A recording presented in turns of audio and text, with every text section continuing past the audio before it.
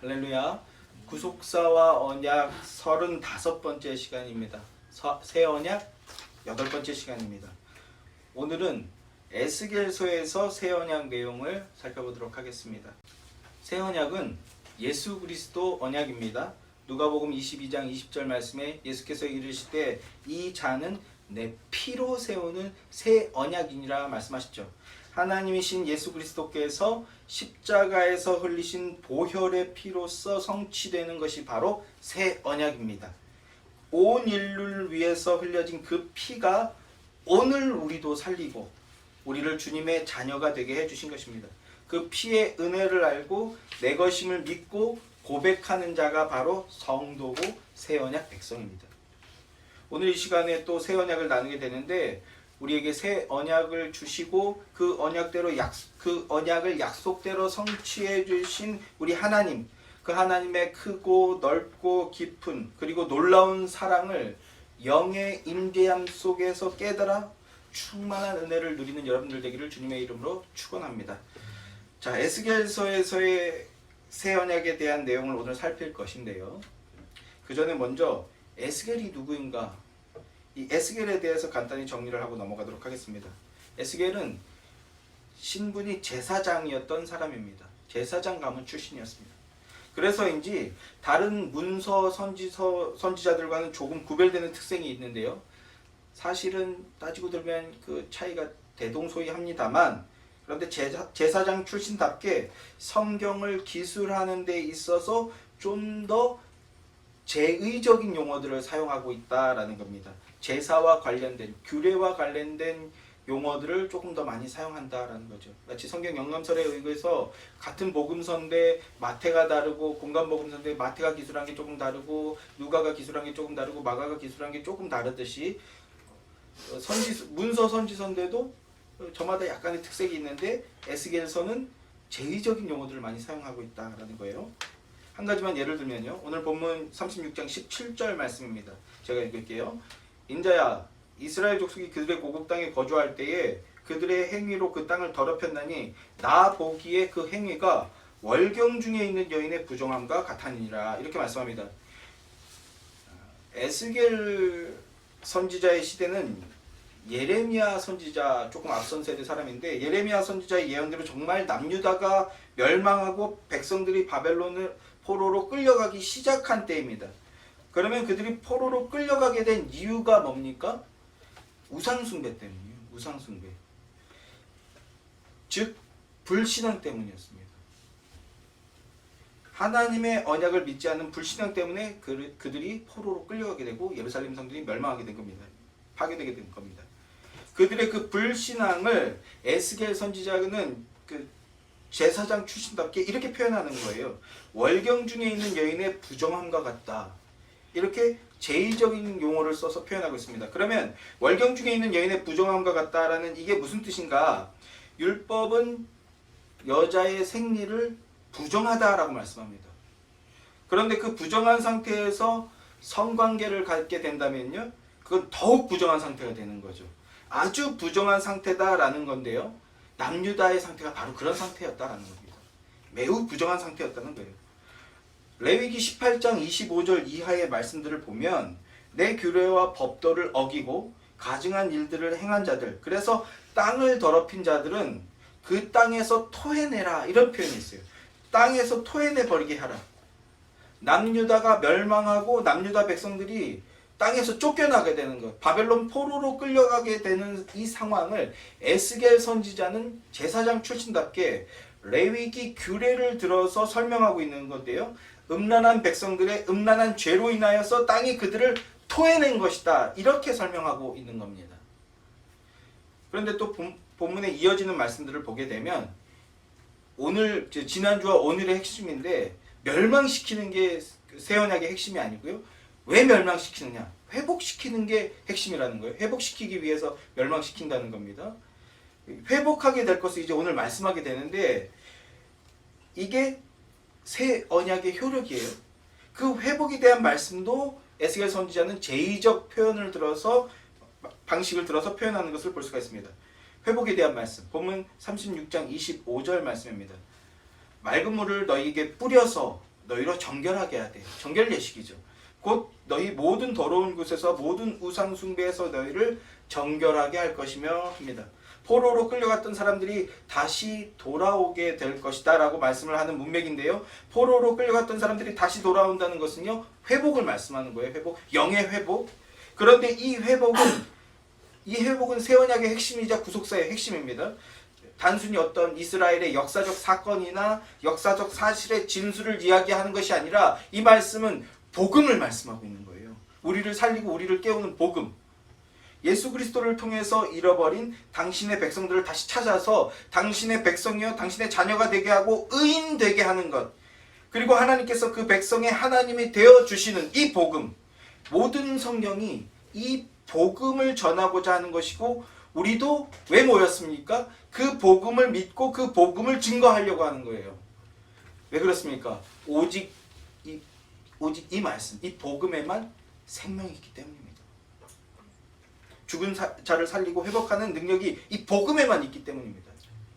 자, 다시 돌아와서 에스겔 선지자가 포로로 쫓겨갔던 이스라엘 백성들이 다시 돌아오게 되고 회복하게 될 것이다 라고 말씀하는데 제사장 출신답게 정결규례, 제의적인 용어를 들어서 말씀하고 있다는 겁니다. 부정한 자를 정결하게 하는데 물을 씻어내는 정결 예식을 통해서 말씀하고 있는 겁니다.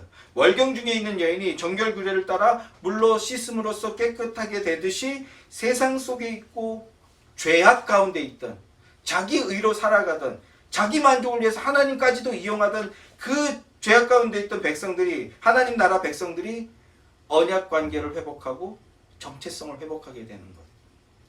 이것을 물로 씻어 더러움을 제거하는 정결 예식을 들어서 말씀하고 있다라는 겁니다. 에스겔 선지자가 제사장 출신이기에 이런 특성들이 나타난다라는 거예요. 에스겔서가 사실은 좀 읽기 어려운 성경인데 그 그림 용어를 많이 쓰고 있고 그 다음에 레위기 용법을 많이 사용하고 있기 때문에 조금 읽기 어려운데 제의적 용어로서 표현하고 있구나. 이걸 이해하게 되면 에스겔서를 읽기가 조금 수월해지겠죠. 그리고 에스겔 선지자에게 또 한 가지 에스겔 선지자에 대해서 또 한 가지 말씀을 나눈다면요. 에스겔 선지자는 기원전 597년에 남유다의 여호야김이라는 왕이 바벨론 포로로 끌려가게 됩니다. 그 여호야김이 끌려갈 때 그때 같이 끌려가게 됩니다. 유다 백성들이 총 3차에 걸쳐서 바벨론 포로로 끌려가게 되는데 그래서 예전에는 바벨론 포로 유수 이런 표현을 썼어요. 끌려간다 이런 표현이거든요. 3차에 걸려 3번에 걸쳐서 바벨론 포로 유수가 벌어지는데 에스겔 선지자는 제2차 때 끌려갑니다. 그리고 제3차 때 마지막 왕인 시드기야 왕이 눈이 뽑혀서 끌려갈 때 그때 함께 끌려갔던 게 바로 예레미야 선지자예요. 예레미야 선지자. 그러니까 에스겔 선지자와 예레미야 선지자는 거의 동시대 사람이에요. 에스겔 선지자가 약간 후대 사람인 거예요. 예루살렘의 멸망에 대한 예언 사역을 먼저 시작한 건 예레미야가 먼저 시작했지만 그러나 실제로 그 일이 벌어져서 포로로 끌려가는 건 에스겔 선지자가 먼저 끌려가는 겁니다. 학교는 예레미야가 선배인데 사회생활은 에스겔이 선배인 죄송합니다. 자, 에스겔이 예언 사역을 시작하는 건 바벨론에서입니다. 바벨론의 포로로 잡혀간 상태에서 예언을 시작하고 그리고 새 언약을 예언하는 거예요. 에스겔이 바벨론의 포로로 끌려갔을 때는 아직 예루살렘이 그때까지는 남아 있었습니다. 불타기 전입니다. 예루살렘 성전이 불타기 전에 하나님께서 에스겔 선지자에게 환상과 예언을 주시는데 자, 이제 예루살렘 성전이 불타서 없어질 거다. 파괴될 거다. 이걸 보여주고 그리고 이걸 예언하라고 하시는 겁니다. 바벨론의 포로로 끌려온 이 동족들에게 너희가 이걸 히스기야 신드롬이라고 이제 신학자들은 정의하기도 하는데 이전에 얘기했기도 하고 이 얘기를 하면 좀 길어지니까 히스기야 신드롬에 빠져서 너희가 포로 기간이 금방 끝나서 고향으로 금방 돌아가게 될 거다 이런 생각을 하고 있지만 그 유다 백성들 포로로 끌려간 동족들에게 이 얘기를 하고 있는 거예요. 그러나 금방 돌아가지 못할 거야 이렇게 얘기한다는 거예요. 그리고 너희가 예루살렘 성전은 그 다윗 언약에 따라서 영원히 굳건할 거다 이렇게 생각을 하고 있지만, 그러나 예루살렘 성전, 건물로서의 예루살렘 성전은 파괴될 거야. 다윗 언약의 핵심 진의를, 본의를, 예수 그리스도를 예언한 걸 말씀한다는 걸 그들은 모르고 믿지 않는 거예요. 그래서 예루살렘 성전은 절대 멸망하지 않고 꺼지지 않고 불타지 않을 거야 이렇게 생각하고 있지만, 그러나 아니, 그 예루살렘 성전, 건물로서의 예루살렘 성전은 파괴되고 없어질 거야 이렇게 예언을 해야 된다는 겁니다. 같은 멸망을 예언하는 건데, 이제 멸망할 거야 라고, 앞으로 그런 일이 벌어질 거야 라고 예언한 예레미야와, 그래서 그 멸망이 일어나서 쫓겨간 백성들한테 너희가 마지막 희망을 갖고 있지? 그것까지 다 버려 이렇게 예언하는 에스겔 선지자, 누가 더 힘들었을까요? 어느 예언이? 전자일까요? 후자일까요? 저는 둘 다일 거라고 생각합니다. 왜냐하면 인간의 교만한 죄성은요, 어느 정도입니까? 언약의 실체인 예수 그리스도가 와도, 아니 내 생각에 안 맞아, 내 뜻과 안 맞아, 왜 내 기분을 나쁘게 해? 왜 내 욕구를, 내 믿음을 자꾸 거꾸려 해? 이렇게 생각하면서 예수님마저도 죽여버렸잖아요. 그게 인간의 실체라는 겁니다. 그러니까 당연히 사람들은 에스겔 선지자, 예루살렘이 파괴될 거야, 불탈 거야 이 예언을 하는 에스겔의 그 예언을 미워했습니다. 싫어했어요. 미움을 받았지만, 그러나 에스겔의 그 예언은요, 사람들의 육신적인 기대와 본성을 따르는 그 육신적인 사고 체계를 박살내 버리는 겁니다. 자기 중심성을 부셔버리는 거예요. 인간의 생각과 계획, 그리고 인간의 행위는 저주를 쌓을 뿐이라는 것을 폭로하는 것이고요, 하나님께서 이스라엘 백성을 포로로 보내고 그리고 예루살렘 성전을 파괴하는 것은 자신의 생각과 욕구와 기대를 스스로 힘삼는 그 왕된 자들, 그런 자들을 향해서 어떤 인간도 스스로의 행위와 믿음으로는 자신을 구원할 수 없어, 이 사실을 깨닫게 하기 위한 뭡니까? 하나님의 사랑인 겁니다. 에스겔 선지자의 이 예언은 하나님의 사랑인 거라고요. 자, 그 사랑을 여러분들도 깨닫게 되시는 복된 은혜가 있기를 바랍니다. 자, 이러한 내용을 가지고 이제 오늘 본문을 살펴보도록 하겠습니다. 16절부터 20절 말씀, 16절부터 20절까지 말씀 오늘 다시 한번 같이 읽겠습니다. 시작. 여호와의 말씀이 또 내게 임하여 이르시되, 인자야, 이스라엘 족속이 그들의 고국 땅에 거주할 때에 그들의 행위로 그 땅을 더럽혔나니 나 보기에 그 행위가 월경 중에 있는 여인의 부정함과 같았느니라. 그들이 땅 위에 피를 쏟았으며 그 우상들로 말미암아 자신들을 더럽혔으므로 내가 분노를 그들 위에 쏟아 그들을 그 행위대로 심판하여 각국에 흩으며 여러 나라에 쫓았더니 그들이 이른바 그 여러 나라에서 내 거룩한 이름이 그들로 말미암아 더러워졌나니 곧 사람들이 그들을 가리켜 이르기를 이들은 여호와의 백성이라도 여호와의 땅에서 떠난 자라 하였음이라 하더라. 자, 이미 앞서서 말씀드린 부분도 있습니다만, 남유다 백성들이 포로로 잡혀가게 된 이유를 말씀하고 있어요. 포로로 잡혀가게 된 이유가 뭡니까? 하나님의 언약을 어겼기 때문이라고요. 우상 숭배. 하나님의 언약을 어겼다는 것은요, 그들이 잘못된 행동 몇 가지를 저질렀다. 치명적인 오류를 저질렀다. 그래서 어떤 커트라인이 있는데 그 기준점에 부합하지 못했다. 이런 게 아닙니다. 기독교 신앙은 그런 게 아니에요. 주님은요, 중심을 보시는 분이에요. 마음을 보시는 분입니다. 그 마음의 중심에 하나님을 믿고 하나님을 신뢰하고 하나님을 사랑하는 마음이 없다면 아무리 화려한 예배를 드린다고 해도, 아무리 정성껏 예배를 드린다고 해도 그건 우상숭배라고요. 주님이 그걸 불신앙이라고 말씀하시는 겁니다. 언약을 어기고 우상숭배한 것을 에스겔 선지자는 월경하는 여인의 부정함 같다라는 제의적 표현으로서 표현했다라고 말씀을 했습니다. 남유다 백성들이 고국 땅, 약속의 땅인 예루살렘에서 한 일이라고는 18절에서 말씀하기를 우상들로 말미암아 자신을 더럽혔다라고 합니다. 그러니까 그들이 열심히 뭔가를 했는데 그들이 한 게 뭐예요? 죄를 쌓는 일을 했다라는 거예요. 사람 눈에는 혹 대단한 예배자다, 대단한 믿음의 사람이다, 대단한 그 신앙의 본을 보여주는 사람이다. 사람의 눈에는 혹 현혹할 수 있을지 모르겠지만 하나님은 절대 속지 않으신다는 걸 우리가 기억해야 되는 거죠. 하나님은 다 알고 계셔요. 기다리고 계신 거지. 그러니까 에스겔 선지자가 그걸 폭로하는 거죠. 그들이 열심히 예배한다고 했지만 그 예배라는 건 우상 숭배고 그들이 한 행위는 결국 뭐냐? 그들이 생산해낸 열매란 결국 죄만 생산해내더라 라는 것입니다. 그래서 하나님께서 바벨론이라는 몽둥이로 그들을 징계하신 겁니다. 19절 말씀에 보면 그들을 그 행위대로 심판하여 각국에 흩으며 여러 나라에 해쳤더라 라고 하죠. 사람 막대기와 다윗 언약이죠. 인생 채찍으로서 그들을 징계하시는데 그게 뭡니까? 바벨론 포로로 그들을 쫓아내시는 것. 바로 그것이라는 겁니다. 자, 20절 말씀을 다시 한번 보십시오. 그들이 이른바 그 여러 나라에서 내 거룩한 이름이 그들로 말미암아 더러워졌나니 곧 사람들이 그들을 가리켜 이르기를 이들은 여호와의 백성이라도 여호와의 땅에서 떠난 자라 하였음이라 이렇게 말씀합니다. 이게 무슨 말씀인지 잘 모르겠죠? 내 거룩한 이름이 더러워졌다 이렇게 말씀하는데요. 주님의 이름이 더러워졌다 말씀하시는데 어떻게 더러워졌느냐?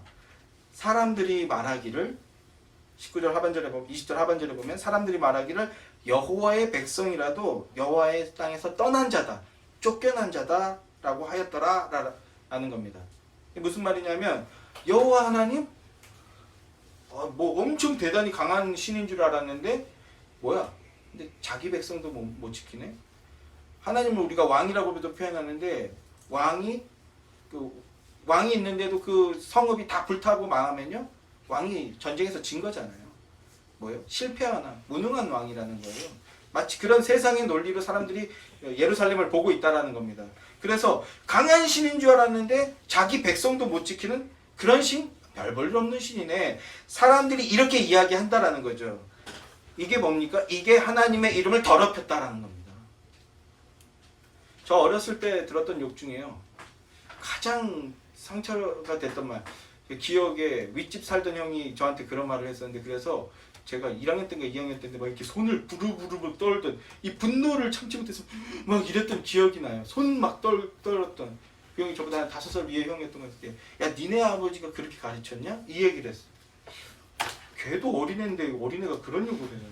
지금 생각해보면 제가 1학년, 2학년이고 5학년, 6학년 정도 된 것 같은데 야 니네 아버지가 그렇게 가르쳤냐? 그래서 제가 막 분노를 참지 못해서 손을 막 부르르르 막 떨었던 기억이 납니다. 너 가정교육 못 받았냐? 니네 아빠 엄마가 그렇게 가르쳤냐? 부모님 욕은 못 참는 거죠. 부모님 욕은 못 참는 거예요. 만약에 부모님 욕했는데 오늘날은 약간 그러니까 진짜 세상에 미친 거예요. 부모님 욕하는데 참는 사람들이 있어요. 왜? 관심이 없는 거예요. 관심이 없다는 건 뭐예요? 내 영혼이 깨졌다는 거예요. 사실은.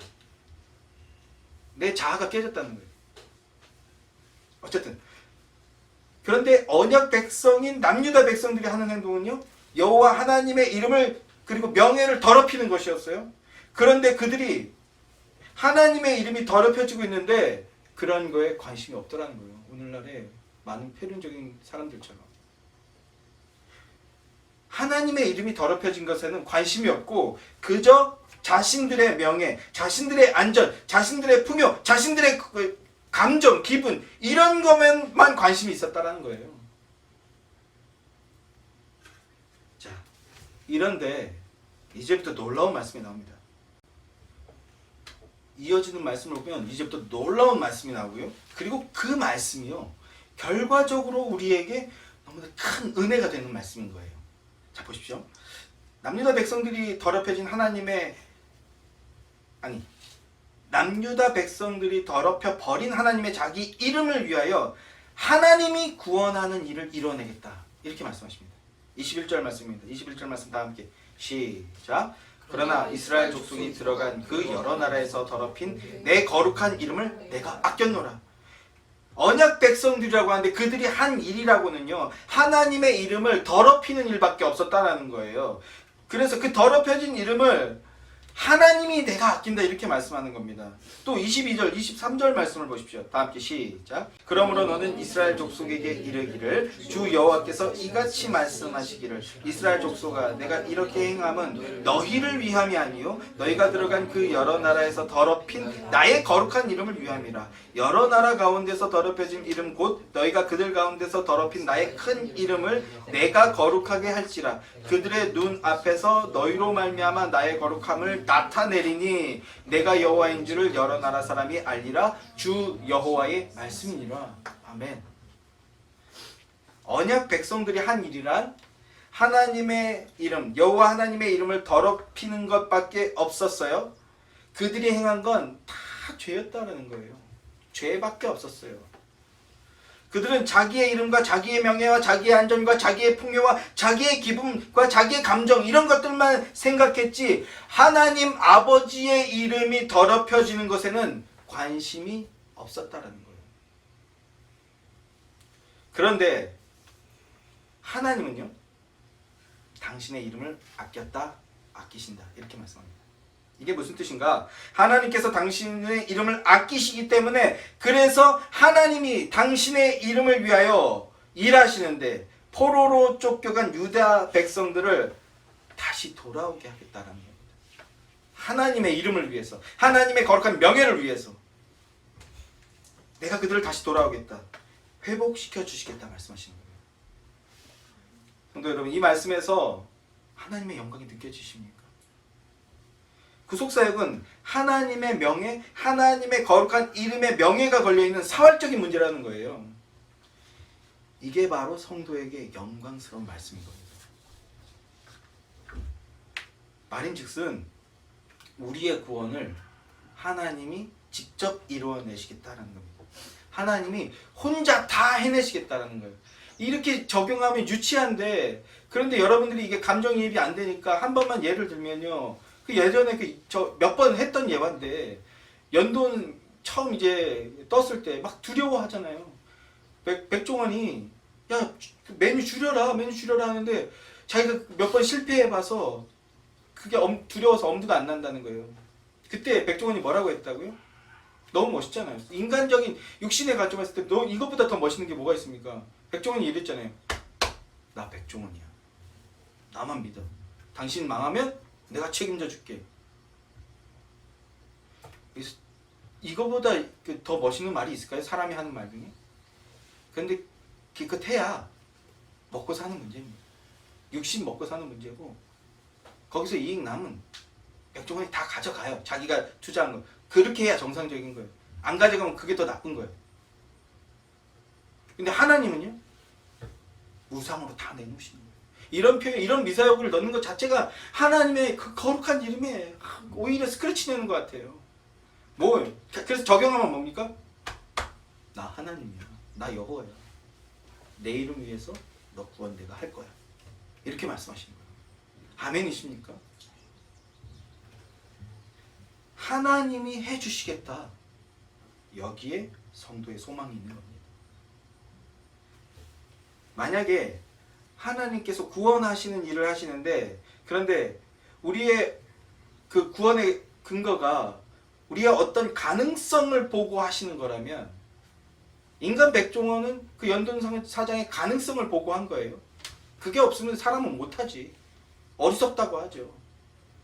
그런데 구원은요, 하나님은요, 인간의 가능성을 보고 하시는 게 아니에요. 만약에 인간의 가능성을 미리 예측했다 이렇게 알미니아 주의자들은 주장하는데, 인간의 그런 가능성을 보고 하시는 거라면, 그러면 저는 구원받지 못할 것 같습니다. 저는 안 될 것 같아요. 진심으로 저는 안 될 것 같아요. 저는 구원받지 못할 것 같습니다. 이번 한 주 동안 제가 제일 많이 기도한 기도 내용이 뭔지 아십니까? 주님, 다 내려놓습니다. 오직 주님만 바라봅니다. 오직 주님만 의지하면서 가겠습니다 했습니다. 이 말은 사실 뭐냐 하면요, 이 말이 부끄러운데 이 고백을 하기 직전까지도 제가 그렇지 않았다는 거예요. 사실은 다른 게 많이 있었다는 거죠.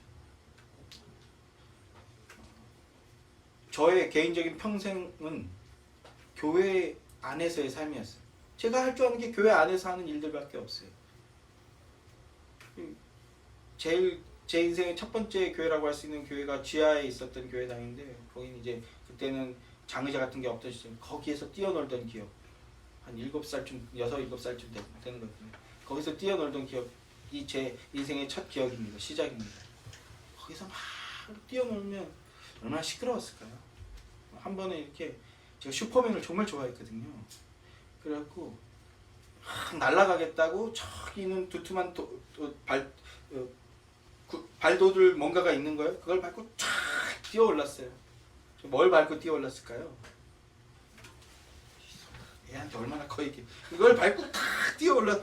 날았다. 그랬더니 엄마가 뒤통수를 팍 때리면서 감히 성경책 밟는다고. 좋은 계획이죠. 좋은 교육이죠. 근데 뒤통수 때문에 아파서 울었던 기억이 납니다. 그렇게 제 삶의 전체는 사실은 교회가 놀이터였고, 또 청소년 돼서도 그 주일학교 때도 한 번은 제가 그 여름성경학교 가고 싶다고, 여름성경학교 첫 번째 예배를 예전에는 새벽 예배라고 7시에 했어요. 7시에. 그리고 10시인가 11시인가 또 한 번 하고, 그리고 집에 갔다가 오후에 또 한 번 하고, 옛날에 이렇게 했어. 제가 근데 원래 살던 교회에서 멀리 이사를 가는 바람에 갈 수가 없는데, 그 교회 지금 제가 마지막까지 이제 섬기던 그 모교회라고 할 수 있는 교회인데, 그 교회 여름성경학교 그 첫 예배를 너무 참석하고 싶은 거예요. 그래서 새벽 5시에 일어나서 나갔어. 초등학교 6학년 때인 것 같아요.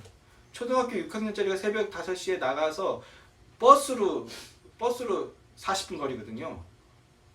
2번 갈아타야 돼. 그리고 근데 초등학교 6학년짜리가 새벽 5시에 일어나서 그거 가겠다고 집 문을 나서는데, 참 아름다운 건지 용감한 건지 엄마가 잘 갔다 오라고.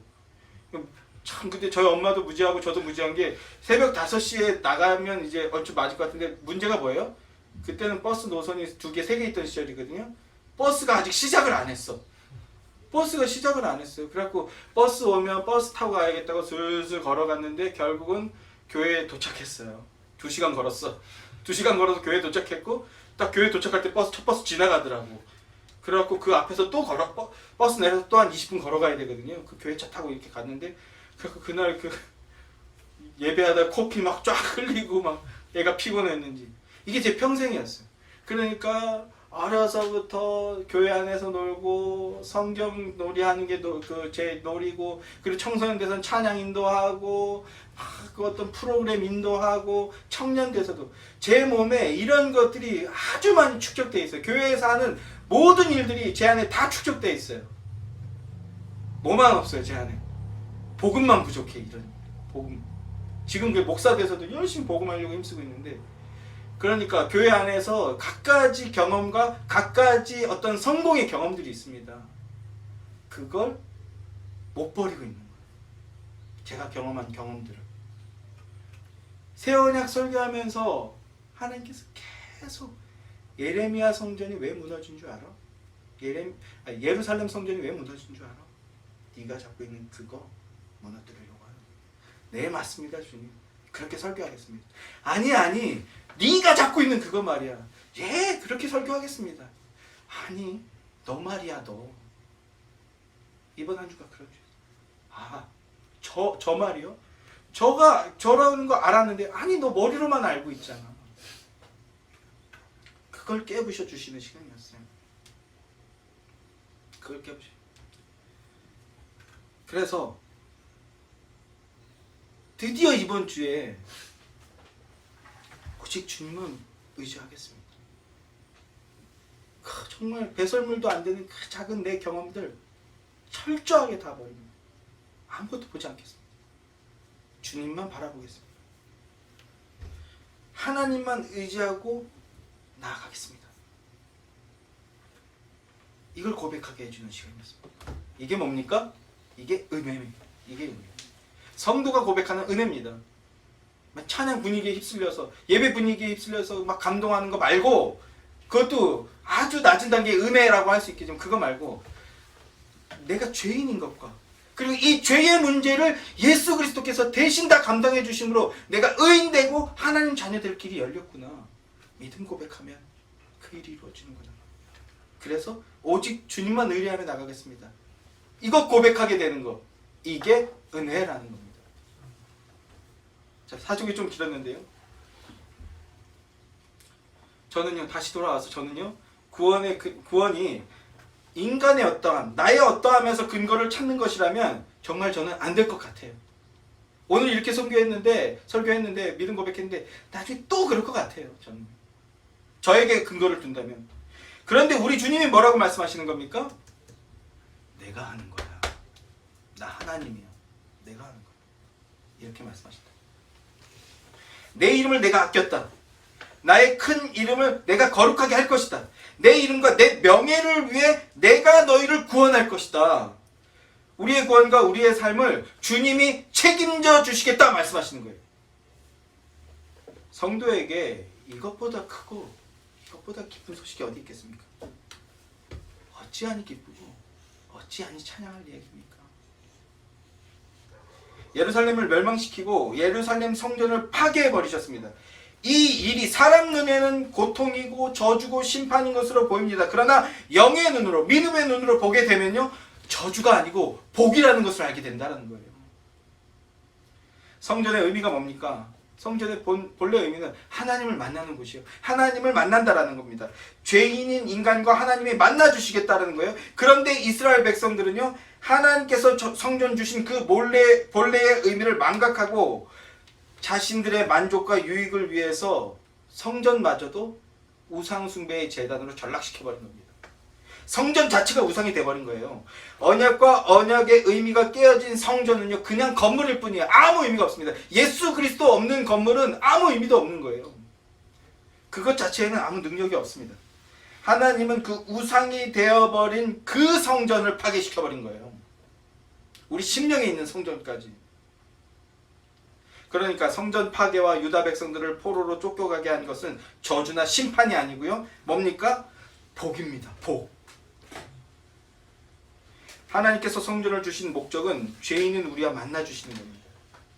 얼굴과 얼굴을 맞다고 만나주시겠다. 얼굴과 얼굴을 마주하면 어떤 일이 벌어져요? 대화하겠죠. 교제하겠죠. 그러면 어떤 일이 벌어지는 거예요? 화목해지잖아요. 인간조차도 그런데 거룩하신 하나님이 올 수 있는 방법을 주셨어요. 그래서 만나주시겠다라는 겁니다. 그러면 그게 최고의 복인 거죠. 하나님을 만나고 하나님과 대화하고 그럼으로써 하나님의 마음을 알아서 비로소 하나님을 순종할 수 있게 되는 것, 이게 은혜고 이게 복입니다. 이 복 받아 누리는 여러분들 되시길 주님의 이름으로 축원합니다. 자, 이렇게 회복을 말씀하시는데 그러면 그 방법이 무엇인가? 자, 24절 25절 말씀입니다. 다 함께 24절 25절 말씀 읽겠습니다. 시작. 내가 너희를 여러 나라 가운데서 인도하여 내고 여러 민족 가운데서 모아 데리고 고국 땅에 들어가서 맑은 물을 너희에게 뿌려서 너희로 정결하게 하되 곧 너희 모든 더러운 곳에서 모든 우상 숭배에서 너희를 정결하게 할 것이며, 앞서도 말씀드렸듯이 제사장 출신답게 제의적인 용법들 표현들을 들어서 회복을 말씀하고 있는 거예요. 쫓겨간 자들, 포로가 된 자들, 부정결한 자들을 내가 다시 찾아오고 그리고 물로 씻음으로써 정결한 자들 만들겠다. 거룩한 자들로 내가 만들어버리겠다라는 것인데요. 자, 그러면 이제부터가 중요합니다. 그 방식이 무엇인가? 어떤 방식으로 그 일을 이루어내시는 거예요? 새 언약이죠. 자, 이제 새 언약입니다. 26절, 27절 말씀 다 함께 시작. 또 새 영을 너희 속에 두고 새 마음을 너희에게 주되 너희 육신에서 굳은 마음을 제거하고 부드러운 마음을 줄 것이며 또 내 영을 너희 속에 두어 너희로 내 율례를 행하게 하리니 너희가 내 규례를 지켜 행할지니라. 아멘. 새 영과 새 마음을 주겠다는 거예요. 새 영과 새 마음을 우리 안에 집어넣어 주시겠다는 겁니다. 하나님께서 우리 안에 있는 굳은 마음을 제거해 버리시겠다 말씀합니다. 굳은 마음, 이 굳은 마음에서 굳은은요, 원어로 에벤입니다. 우리가 에벤에셀 하잖아요. 돌이라는, 에벤은 돌이라는 단어예요. 돌. 그러니까 돌의 마음, 돌 같은 마음입니다. 워드플레이로 봤을 때 돌은요, 우상을 만드는 재료죠. 돌로 만든 우상을 연상시키는 겁니다. 그래서 우상 숭배하면 너희의 마음이 그 우상의 재료인 돌처럼 되어버린다라는 강렬한 이미지를 주고 있는 거예요. 그러면 우상 숭배란 뭡니까? 결론적으로 우상 숭배가 뭐예요? 우상 숭배란 목이 곧은 상태죠. 목이 곧은 상태라고 할 수 있는데, 이 목이 곧은 상태란 자기가 스스로의 머리가 되었기 때문이에요. 그래서 여기가 우상처럼, 돌로 만든 우상처럼 딱딱하고 견고해지는 거예요. 굳어버리는 겁니다. 이렇게. 하나님 여기 계시면, 하나님 주여, 장대에 높이 들린 높이는 바라보면 되는데 목이 굳어서 못 바라보는 거예요. 하나님 안 바라보는 거죠. 그러니까 하나님의 법을 따르는 게 아니라 내가 선악 판단의 주체자가 되었고 내가 나의 주인이 되어서 내 육신의 법에 하나님마저도 끌어당겨 버리는 거예요. 하나님 그렇게 하시면 안 됩니다. 서운해요. 이러면서 끌어내는 거예요. 이게 뭐라고요? 이게 우상숭배라고요.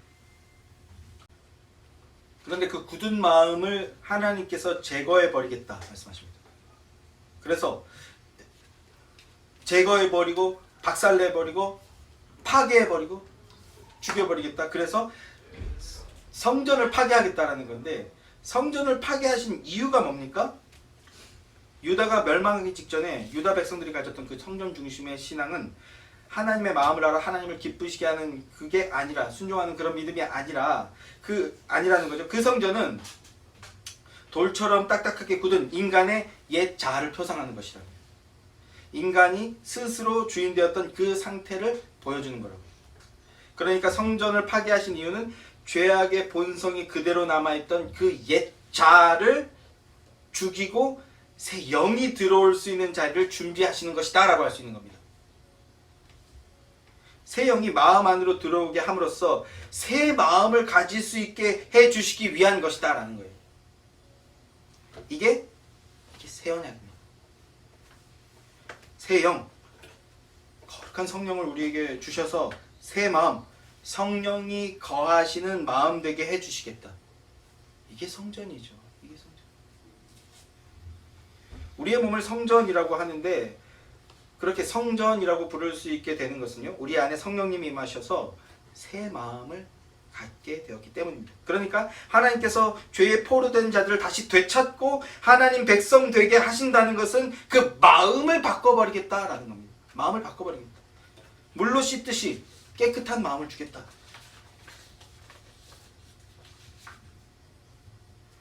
새 언약이란 우리 마음 안에 새 영이 임하여서 성령의 임재를 통해서 새 마음, 부드러운 마음을 갖게 되는 것이, 부드러운 마음을 갖게 해주겠다라는 것이 새 언약입니다. 새 언약을 통해서 새 마음을 갖게 된 새 언약 백성은 우상을 섬기던 그 마음이 파괴되었기 때문에 사라지게 되는 거예요. 우상을 섬기던 마음이 죄라는 걸 인정하게 되는 겁니다. 뭐예요? 내가 나의 주인이었군요 라는 걸 인정하게 된다는 거예요. 인간의 마음 안에 새 영이 들어오면 그 영은 인간의 마음을 새롭게 함으로써 온전한 마음을 갖게 하는데, 온전한 마음, 부드러운 마음이란 어떤 마음입니까? 하나님을 사랑하게 되는 마음이에요. 여러분 안에 하나님을 향한 사랑이 있습니까? 그 마음 새 언약을 통해서 주신 거라는 거예요. 이 일은 인간의 능력으로는 절대 할 수 없는 일입니다.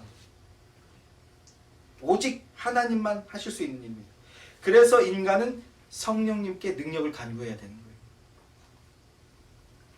무슨 부르르르 떨면서 이상한 신비한 현상 같은 것 같은, 그래 보이는 그런 현상을 체험하게 해달라고 성령님을 찾는 게 아니라, 우리 마음 안에 성령님, 우리 마음 안에, 내 마음 안에 들여오셔서 내 죄악된 마음, 나라는 우상으로 가득 찬 이 돌같은 마음을 사랑으로 깨부셔 주십시오. 박살내버려 주십시오.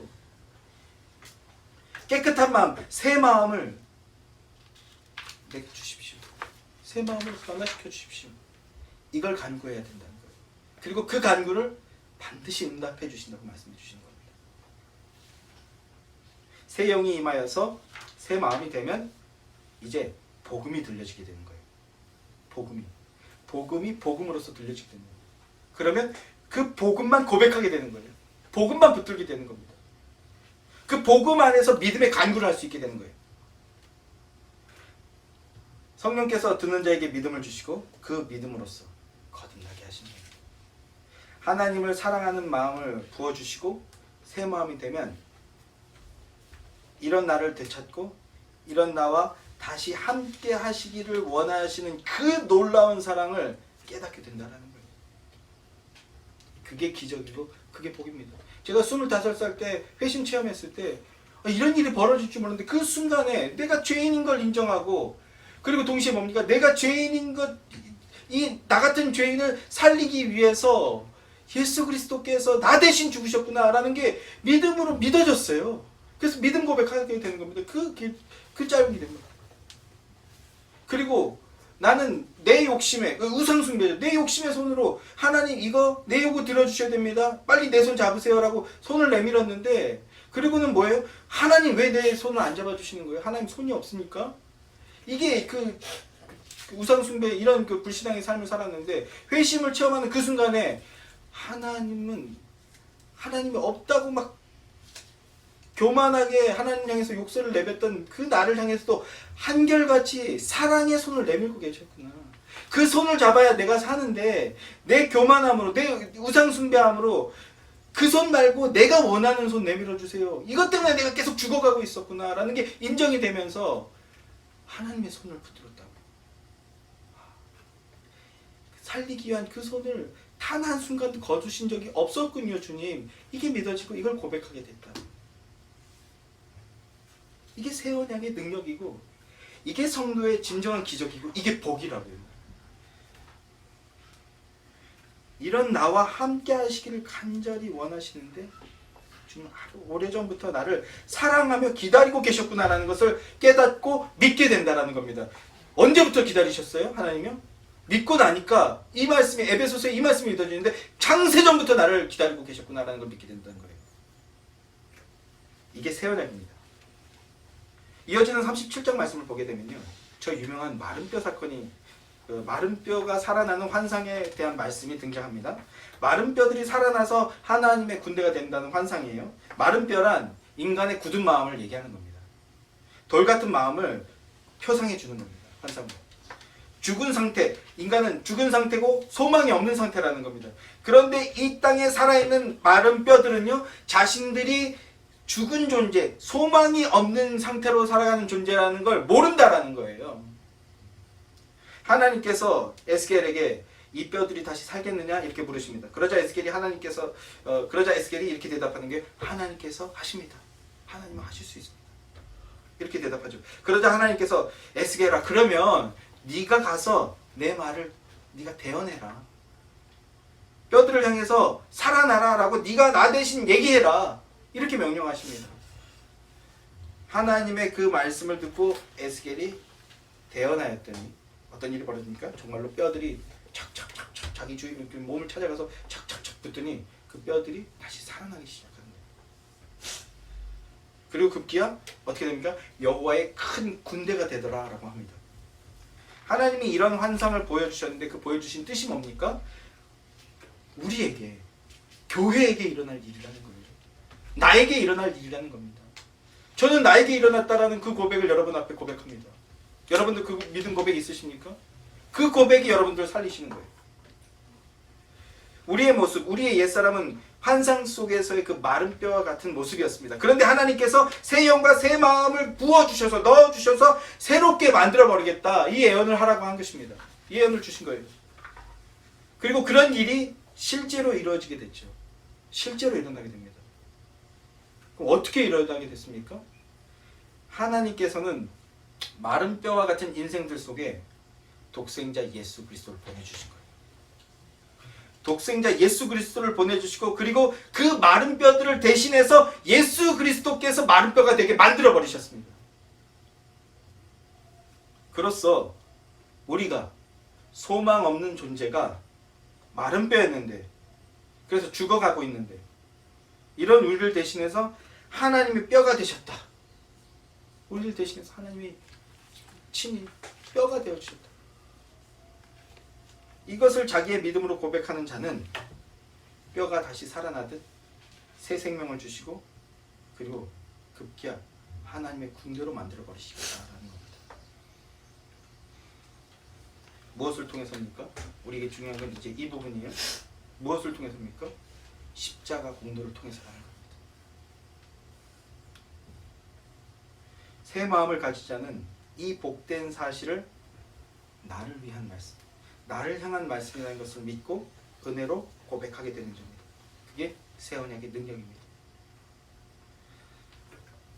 사랑하는 성도 여러분, 새 언약을 통해서 보여주시는 그리스도의 사랑을 믿음으로 받고 구원 얻어 하나님의 자녀가 되는 복된 성도들이 되시기를, 복된 자들이 되시기를 주님의 이름으로 축원합니다. 마지막 28절 말씀을 보면 내가 너희 조상들에게 준 땅에서 너희가 거주하면서 내 백성이 되고 나는 너희 하나님이 되리라 말씀합니다. 언약 묶고 언약의 핵심이죠. 죄악으로 인해 잃어버린 당신들의 백성들을 다시 되찾아와서 하나님의 백성 되게 하겠다는, 언약의 신실하신 하나님이 예수 그리스도를 통해서 이 언약을 다 성취하셨습니다. 그러니까 이제 우리는 이걸 믿고 고백하기만 하면 새 언약의 능력과 효과를 누리고 맛볼 수 있게 되는 겁니다. 그 은혜의 역사가 지금 이 순간 여러분의 심령 안에서 다시 한번 신선하게 일어나는 그 놀라운 구속의 역사가 일기를 간절히 소망하고 있습니다. 소망합니다. 새 언약이 임하면 내게 새 영과 새 마음이 주어지면 내가 행한 것은 죄밖에 없다는 걸 깨닫고 고백하게 됩니다. 놀라운 일인 겁니다. 은혜의 일입니다. 영의 임재 속에서 새 마음 되는 새 언약의 능력이 아니고서는 이런 일은 불가능합니다. 그런데 동시에 그 죄의 문제를 인간의 힘으로는 절대 해결할 수 없는 그 죄의 문제를 우리 주님 예수 그리스도께서 다 대신 해결해 주셨음도 믿게 되는 겁니다. 더 놀라운 은혜인 거죠. 그래서 예수님을 믿게 되고 그래서 예수님을 사랑하게 되는 겁니다. 그 놀랍고 복된 새 언약의 역사가 주님, 내가 주님의 나라 백성이 되고 주님의 몸된 교회가 되게 하시고, 그리고 중보자 예수 그리스도를 통해서 주님이 내 하나님이 되어주신 그 은혜에 감사와 영광을 올려드립니다 하는 그 믿음 고백이 오늘 예배하는 여러분들 심령 안에서 역사하게 되기를 존귀하신 우리 구주 예수 그리스도의 이름으로 축원합니다. 기도하겠습니다.